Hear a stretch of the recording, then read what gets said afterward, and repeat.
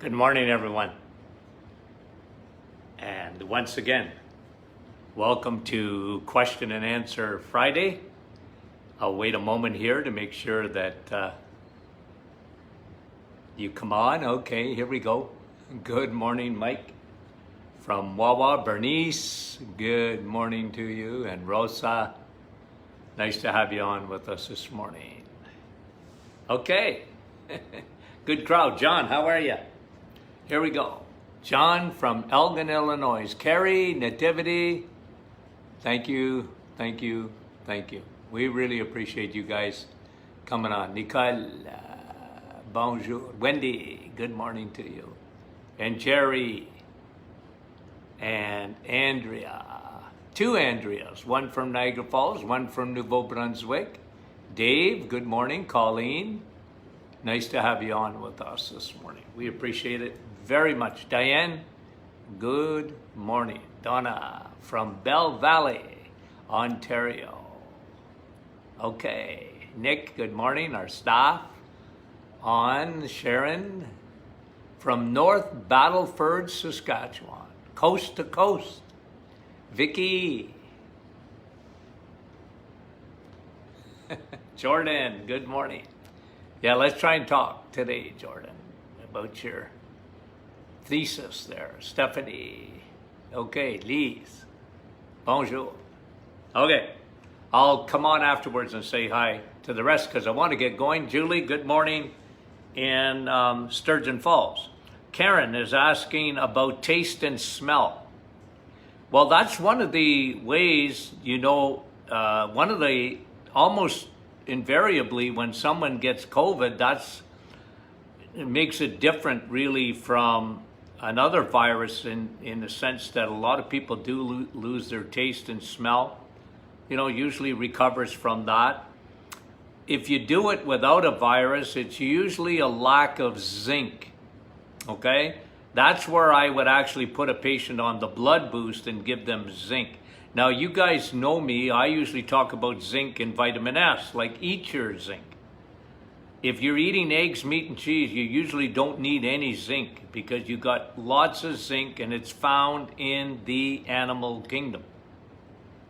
There's not enough zinc in plants for mice, okay? So zinc is, it's gotten a lot of ink with this virus, right? They realize that, it's part of the treatment. One of the things that sends zinc into your cells is quercetin. And I like coffee, vitamin C, because it's got quercetin. Okay? So, good questions. Okay, Karen? Dorothy, cellulite, how to get rid of it? Well, I'd be a multi-gazillionaire, Dorothy, if I could get rid of cellulite, okay? Now, cellulitis is different, okay? That's an infection. Cellulite, but cellulite in French, cellulite. You know how many times I got people men never ask that question, only women. And there's no magic. If any of you out there, if you see this question online or whatever, you answer it, but I don't think there's any, in all my years, when people said this, buy this and buy that for cellulite, no, there's certain exercise. Vitamin E probably the best, but even then, even then, how to get rid of it? Pray. Okay, it's tough being a woman, isn't it? Tough being a woman. Cellulite, palm oil being fed to cows. Now I got asked this about. And it's funny because I haven't really been asked before this week, maybe, but I don't remember. Palm oil being fed to cows. Well, look, I never disliked palm oil.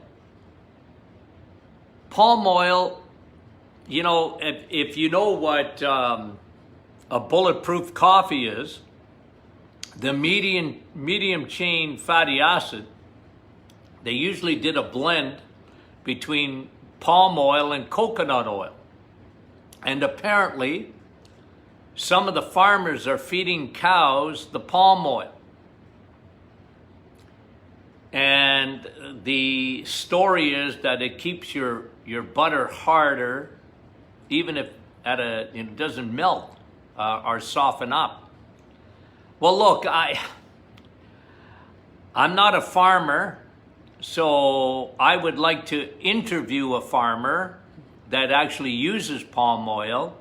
I think I understand why they do it, and but first of all, palm oil, it sometimes gets a very bad rap because it's a saturated fat. It's a medium chain, but it's a saturated fat. It's like coconut oil. Like coconut oil, and somebody asked, I'll go through this in a second. Coconut oil, it got, for years and years and years and years, and even today, there's because you look at it, it's fat. Ew. You know what I mean? Because it's always, you have to go back, because fat makes you fat. Now, I can't understand from like palm oil is pretty expensive. Go and get like a little container of MCT oil, and you're going to pay a lot of money for that. So if they're feeding it to cows, it's pretty expensive, and I don't know. I gotta talk to some farmers, and I know why they do it. I just don't know if, if how widespread that is. Because like I said, it's expensive. So unless they're getting some form of cheap palm oil, but personally, and I've read online, and palm oil, it's not good for the rainforest. They're ruining the rainforest. I don't know so much about that. Okay, that's not my area. My degree is in nutrition, so I just want to talk to you about the oil itself. It's good for you. I think it's expensive, like people that try the MCT oil, and I know what it's about, and that it burns ketones, and those are what they call exogenous ketones. I don't know. Like, as far as changing butter, I haven't seen it. Now maybe you guys have seen it, where the butter is different. Like all I care about with butter is it better have its level of K2. So vitamin K2 is the key to butter, because it takes calcium out of your bloodstream. Now, butter has calcium, but the K2 takes calcium and takes it out of your bloodstream, okay? Now, let me get to the other question that was asked. I can't remember here who asked it. Hold on, let me get to it. Somebody was asking about Dr. Gutpa. Oh, here it is, Farida. Dr. Gutpa says, take 3 tablespoons of coconut oil for a month to kill fungus and reduce your risk of cancer. Well, guys, I like coconut oil. I got no problem. Does it get, look, it does have some antifungal effects, but it's not strong enough, in my opinion, to kill fungus. I mean, it's not gonna hurt you. It's good for you. But if you got candida, you got leaky gut, man, and you got candida coming out the wazoo, you better get on probiotics, and even some, I got a lot of patients on candida formula, because I'm going after that yeast big time. And for some people, that'll take you up to a year. So if you want to use coconut oil, I got no problem with it. I just never found clinically that that's, just by taking 3 tablespoons a day is going to kill all your yeast. Yeah, good luck with that. Okay, so I'm not against it, though. I like coconut oil. I do. I really like it. Okay? And if you insist on drinking milk, by the way, I got some questions on milk. Hold to good. Who was asking here? Let me just get to this. Okay, a couple of questions here about dairy and that. Well, let's stay on this, okay? So palm oil fed to cows, I don't know. Give me, I need more information, but Catherine's asking, all dairy comes from, they pasteurize all dairy. Yeah, unless you got a cow in the backyard, they pasteurize it. Does that get rid of some nutrients in dairy? Yeah, probably. Okay? Doesn't get rid of your CLA, which is conjugated linoleic acid, which I did a whole program on, and how good dairy is for you. Now, good luck. Like if you buy anything in a store, it's going to be, in dairy, it's going to be pasteurized. It's the law in Canada. So again, like if you got a farmer and you can go get your milk, and it's the only time I ever tell you to drink milk, is if you have a cow in the backyard. Otherwise, because somebody asked about A1 and A2 milk, or A2 milk, let me just find out where I wrote it. And what do I think of that? Well, A2 milk has one of there's casein A and casein B. Okay, casein is a protein in milk. The problem is, like whether it's A1, which you get in the grocery store, or A2 milk, which is a specialized milk with that casein, the casein out, yeah, but you still got lactose. And the problem in our society today is lactose. It's the sugar. It's, some people have trouble with casein, I agree. But it's the sugar. I tell people, why are you drinking milk? When mommy, you fed the baby breast milk, after, wean them on water. They don't need milk anymore. Like I know you gotta drink milk, otherwise you're not gonna grow. Not true. Breast milk, 100%. Then water. Not juice, water. The problem in our society, especially when we're drinking. Now, I talked to you yesterday about drinking fruit. It's terrible. Drinking milk, you might as well have white Pepsi. Isn't that what I call it? And that's why you have 60, 70%. It's not the casein or casein. It's not that. It's the lactose. It's so sweet milk. And we got a big problem with sugar and lactose. I don't see anybody drinking milk. Again, you should be drinking cream because that's what milk is supposed to be. It's half and half. I know, I lived through it. Milk in the old days was much better, much less lactose in it, because there was a lot of fat in it. Today they take the fat out of it. But you don't need milk. I'd rather you gotta drink coconut milk. Lay off but don't lay off dairy. You know me, butter, cheese, cream in your smoothie, okay? Margaret asking about room temperature water or cold water. Well, look, the research is cold water is better as far as getting your metabolism going. But both are good, whatever your preference is. I just want you to drink 2 liters of water, 64 ounces of water, and that is, I stick to that because I saw it clinically. Most people are dehydrated, they don't drink enough water, and only water is water. What's the best water? In my opinion, spring water. Don't touch distilled water, and if you're going to drink from a tap, filter it. Too much garbage in the water coming out of your pipes. You got a well? Your well water, yeah, just make sure there's no bacteria, whatever in it. But that's mineral water. That is spring water. Spring water is what I drink, okay? It's very alkaline. It's very good for you.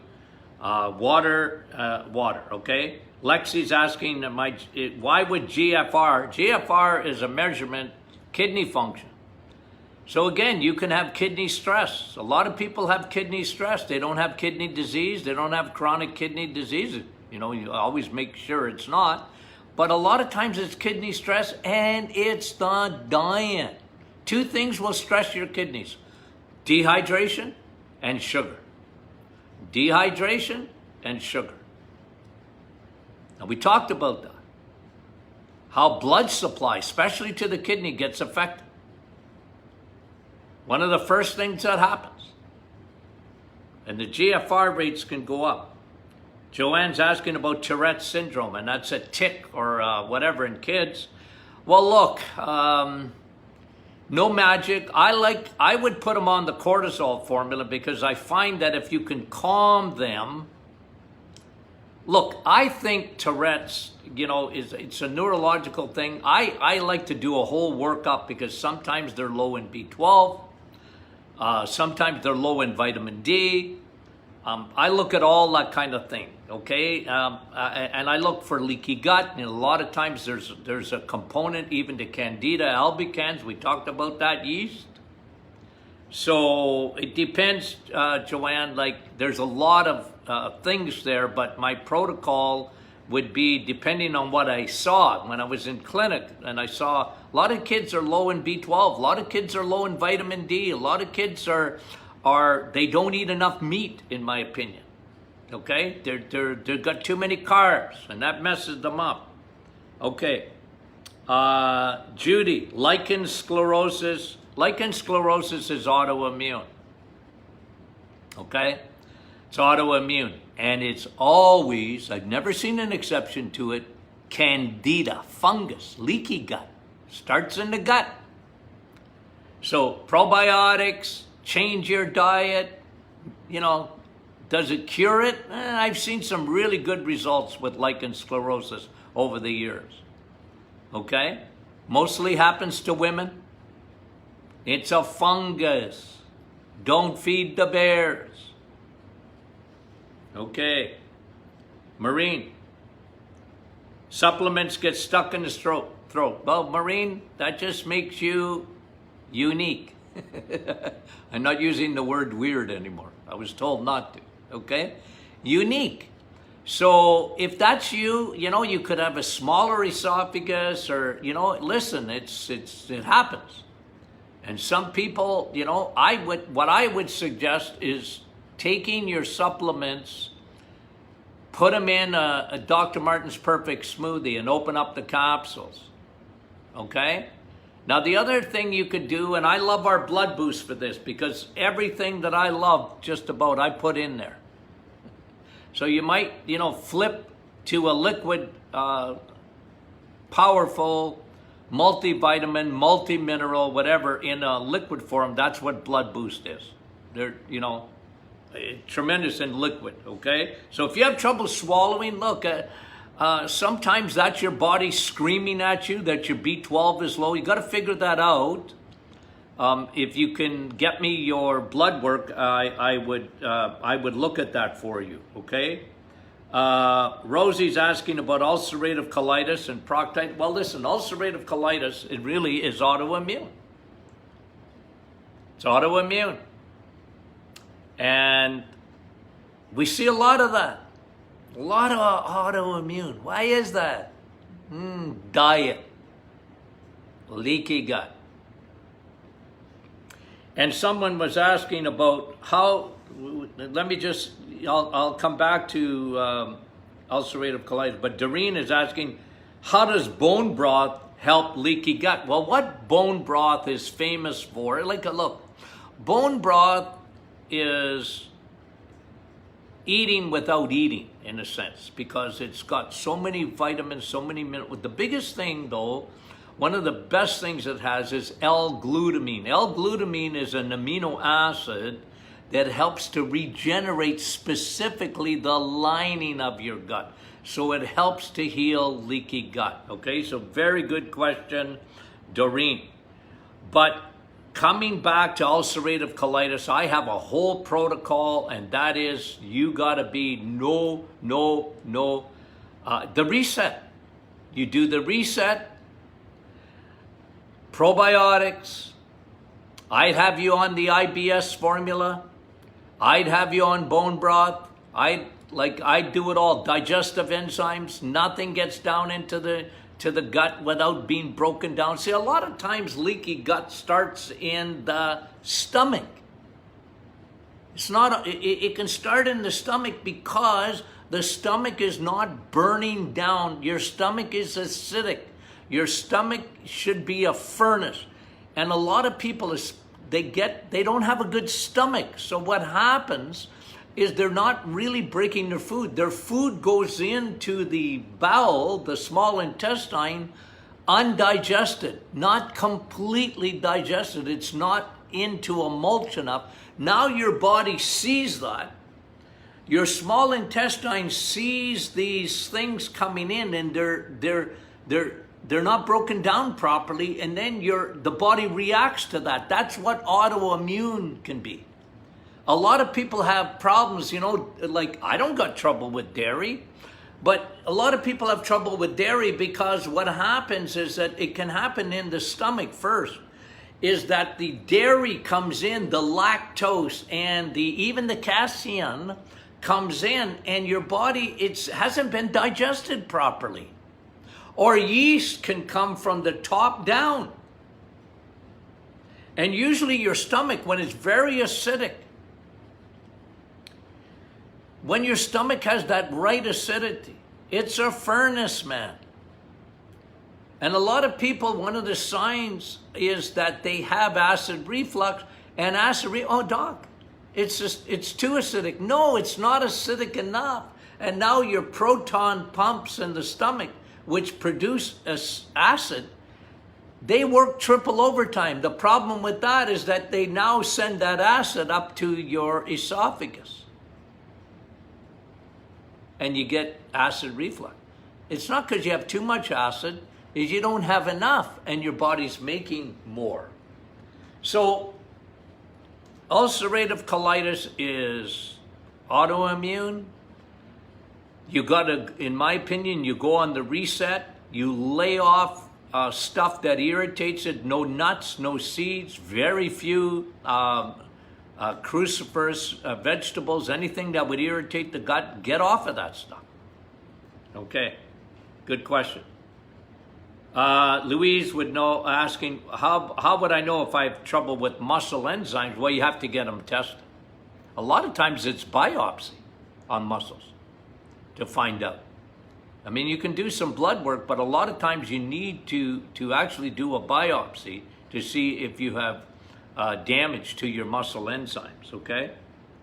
Dom, how do you transition from fat adaptation to, how do you know you've transitioned? Well, ketosis. Ketosis, okay, there's two ketoses. There's ketosis, meaning that your body has switched fuels. Now, when you're doing the reset, remember I've said this to you many a time. The reset is not, when you talk about keto, and that's huge today. I've been talking about it for 40-something years, keto, okay? And I told you, it's 100 years old this year, keto. Ketosis is 100 years old. What is that? Ketosis is when your body is burning fat instead of carbs. How does that happen? When you don't eat carbs. So your body flips. So the only way to know for sure, Dom, for sure, would be to take a ketotic strip and put it in your urine. Because your ketones are going to go in your urine, then you will know. But I'm not aiming for that. Because if you're eating eggs, meat, and cheese and you're not eating carbohydrates, your body is burning fat. You're burning ketones, man. They're good for you. Okay? You're doing it. So keto is lowering your carbohydrates to 20 grams or so. Reset is much different because there's a lot of keto foods, by the way, that are not nutritious. Like you go to Costco or whatever, they got a whole shelf full of keto snacks, keto this, keto that. Oh, you know, like I'm a food guy, man. They're not high in nutrients. They're low in carbohydrates, but they're not high in nutrients. I'm a nutrient guy. I want you to eat nutrient-dense food. This is why I do what I do. I want your cells at the cellular level, your battery packs, your mitochondria. You got mitochondria. You know what mitochondria are? Batteries. And they love eggs, meat, and cheese because they're full of rocket fuel. It's not, you know, I filled up my car yesterday, 87 octane. The car takes it well, and, you know, I don't need to put, I used to have a car, had to put 93. I have a motorcycle, got to put the 91, you know, it wants high octane. But eggs, meat, and cheese is 99. It's jet fuel. Keto is not jet fuel. It's not. You're changing fuels, you'll burn ketones, but that's not jet fuel. Jet fuel is when your cells at the cellular level get the nutrients, protein, and fat, healthy fat, all the vitamins, all the minerals, all of it at the cellular level, then your body burns rocket fuel. Your brain likes it, your heart likes it, your every cell in your body, muscle cells, whatever, they love it. Why? Because it's complete nutrition. Complete. So, very, very good questions, Dom, okay? I talked about Catherine. You were asking about the A2 milk. Deb, this is a unique, Deb. When you take probiotics, your cortisol goes up. Again, Deb, unexplainable. So that makes you unique, okay? I can't explain it. And you know what? I learned in medicine. Here's what you should, every doctor in the universe should learn this first day of medical school. See that there? You got a fingerprint. Okay? Yours is different than the other what are we at? 7.3 billion people on the planet on last count? You're unique. And you know what? Some people, like, we're different. Every one of us. You have to understand me, Deb. I have to speak in generalities. I got to speak in those general terms. I can't speak, I can speak to your specific issue, but don't ask me why. It's your DNA, not mine. Okay? But I don't mind you asking. I don't. You know? Okay, Sandra was saying, I don't think it's her, but her friend or relative or whatever, because I didn't write it down. Sandra's asking about the main artery of her friend or somebody in the family is 90% blocked with calcium. Yeah. Well, look, but it's not calcium that blocks atherosclerosis, okay? Okay? How do your blood vessels become sclerotic? Atherosclerosis. Blockages. Now, don't take calcium in a supplement. I don't give calcium in a supplement per se. I don't give it alone. And it's not you're lacking calcium. But let me just say this, okay? One of the things you want to do if you got any blockages is take vitamin K2. Okay? K2, remember, butter, cheese, it takes calcium in the bloodstream and moves it. But if you got a blockage, I would definitely put you on vitamin K2. For sure, I have it in my vitamin D. But what got you there? Well, it wasn't really because you were taking calcium. I mean, it might have been a little factor, but when you get hardening of the arteries, you have to understand that that starts with sugar. Remember, sugar should not be in your bloodstream. Sugar damages blood vessels. And you got your insulin is getting your sugar out of your bloodstream. Okay? You guys know that? And it will do it. The problem is, a lot of people, they eat so many carbs and so much sugar that this creates an inflammatory response. Inflammation, okay, doesn't come on its own. It comes from high circulating insulin, or leaky gut, oxidative damage, some environmental factors, but the biggest thing is the diet. The crappy diet damages blood vessels. It loses what they call the endothelial, the little wee Teflon-like layer. It starts to get damaged by inflammation. And the body tries to heal that area. And it sends in extra protein and extra enzymes. If that doesn't go away, you start to build up plaque. And then, another way it happens too, and this is like a double whammo, is that you start losing nitric oxide. Your blood vessels don't open up as much. Nitric oxide is a very important thing too. But hardening of the arteries takes time, and it starts with your diet. More than anything else, it's your diet. It's sugar, man. And then when you get triglycerides, so we talked about this, how you store, right? I showed you my backpack.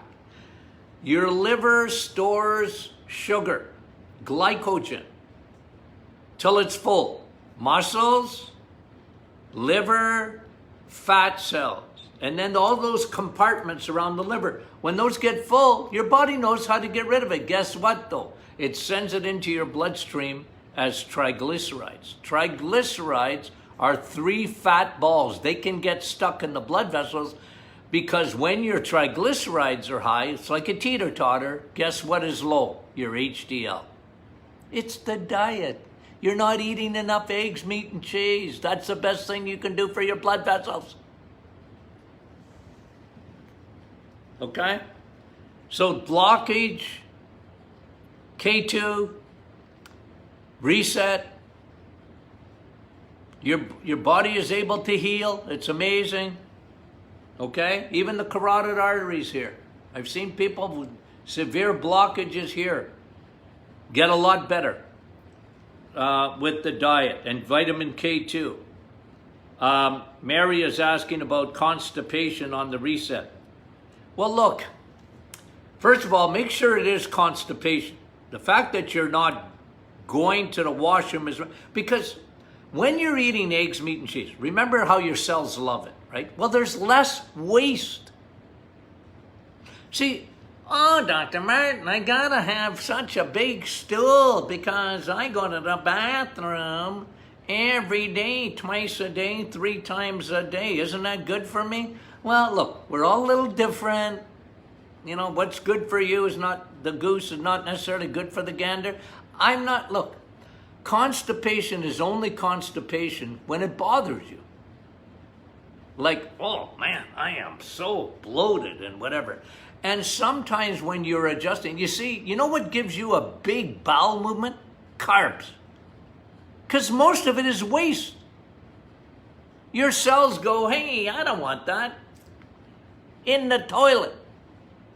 So you're going to have less waste when you're eating eggs, meat, and cheese. Number 2. I didn't mean number 2. Number 2 like poop. No.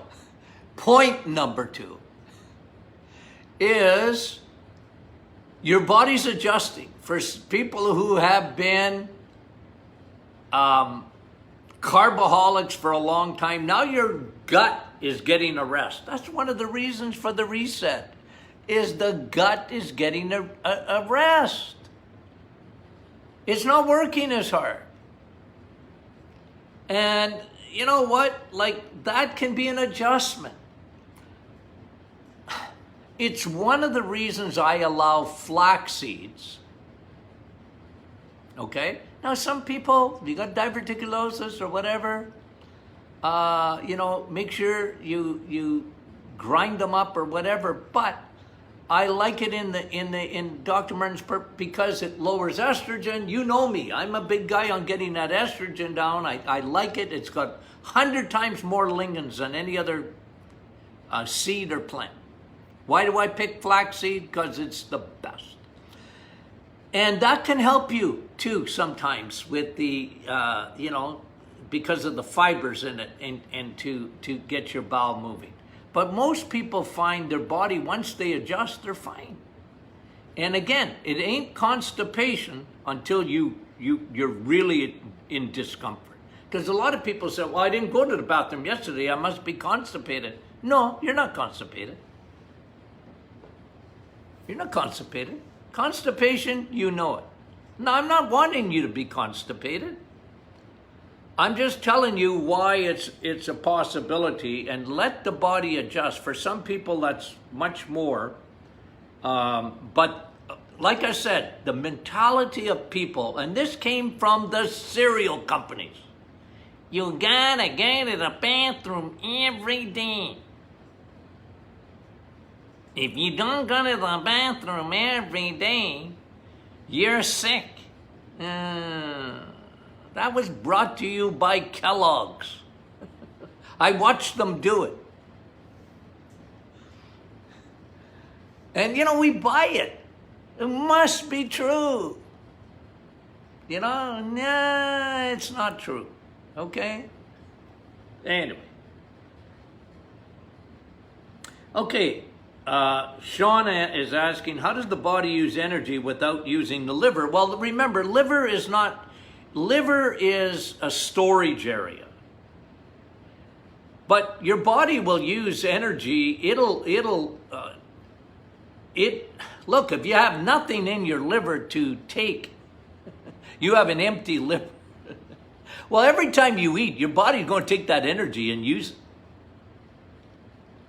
The question is, if you're not moving, and your body needs some energy no matter what. I mean, it's just, your body needs some energy while you sleep. Not much. The manufacturing, because there's things happening while you're sleeping. But the liver, keeping it pretty well day to day and empty, when the body needs that glycogen to go into the liver or go into your muscles, and you can, it's a good question, but I'm not too concerned about it, because when you're eating the right way, your body will take that energy, and it has so much less glycogen to store. It doesn't have to store. Okay? So I don't know if that's answering your question as much as confusing you. Kat is asking about blackstrap molasses. Well, it's like honey, man. It's like maple syrup. I like blackstrap molasses, but it's very sweet. It is very sweet. So we live in a different world, so you won't hear me talking about, and you can get iron from blackstrap molasses, and it can cure everything from coughs, colds, that's what they say. No, it doesn't. But I'm not too big on it because of the world we live in. Everybody's a sugarholic, a carboholic. I don't want you having blackstrap molasses. You don't even hear me talking about having too much honey. Oh, it's a farmer's honey, and the beehive is right around my corner there, and I go get the honey from. I'm not saying it's not good for you guys. I understand all the qualities of honey and blackstrap molasses and even maple syrup. Maple syrup, I mean, the problem is you got about 50 teaspoons of sugar in it. And your insulin don't know the difference. Now your cells like it because it's got nutrients, and then, I get it. But in this day and age where most people have trouble with sugar, you're not going to hear me spouting that too much. Okay? Just understand where I'm coming from. Okay? I understand the value of them. But I think there's better ways of getting your iron. Eat steak. Eat steak. Vitamin S. Okay? I appreciate the question, Kat. And Simon is asking about omega-7. Well, omega-7, look, that's anyway, look. Omega-3, omega-6, omega-9 is ones that most people are familiar with. Omega-7 is like macadamia nut. It's palmitic acid. You can, do I like it? Yeah, I like it. Don't spend any money on it. If you want some omega-7, have some macadamia nuts. Okay? But I like omega-3 with DHA and EPA 10 times better than that. That's what your body really needs. Really. Your brain is made up of omega-3, DHA. You need that. And I'm not too worried about omega-6. You get too much of that. That's in all of the carbohydrate foods, crappy carbs. You got a lot of omega-6 in there. So I don't worry about omega-6. I don't worry about omega-9. You can take hemp seed if you want, oil, and get 3, 6, and 9. But you're better off with the animal part of it, the DHA and the omega-3, which comes from fish and comes from red meat and comes from eggs and that kind of thing, okay? Melitox, Mary is asking about it. Yeah, I've heard about it, but you know what? Look, that's an insulin balance. I'll put ours up against that one anytime. I don't talk about our insulin balance as much as I should. It is so good. I take it every day. You know, because we live in an insulin-filled world, and I'm trying to lower my resistance to it. And I like our insulin balance formula. I think it's the best one on the market. That's me. And that's what I have experience with. So thanks, Mayor, for the question. Sylvia, reading labels. Okay, that's the last question. Sylvia is asking about reading labels. Well, what do I look for? How many carbs? How many grams? Sugars? That's what I look for. How much are added sugar? And then read the labels, because they'll tell you about all the other crap they add to it. If you can't pronounce it, and that's why I'm saying about keto. A lot of keto foods, if you read the labels, they got a lot of stuff in there. Yeah, they may not be carbohydrates, but there's a lot of stuff in there that, it's not nutrition. And to me, I'm not big on it. Like, you want to have a keto snack. You know, you want once in a while. Look, come on. I'm not telling you to leave the planet. But when you can't pronounce things on a label, Sylvia, that's what you look for. Okay? Okay, guys. Thank you very much. Have a great weekend. We love you. Talk to you soon.